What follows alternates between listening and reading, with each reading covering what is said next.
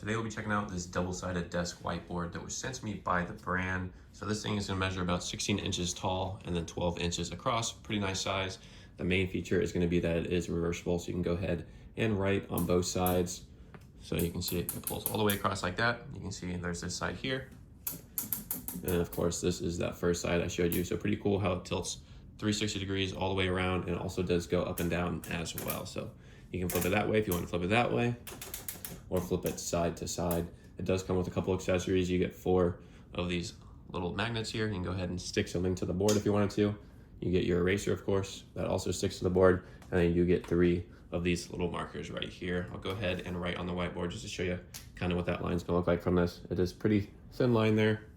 And there is a little eraser that's gonna be on the end of that, you can see, and it does work pretty well at getting it off nice and easy. And of course, we'll test this eraser as well. So both erasers work really well. These markers work really nice. I do like the line that is coming off from those. So, and they are magnetic, so you can go ahead and just stick them up there.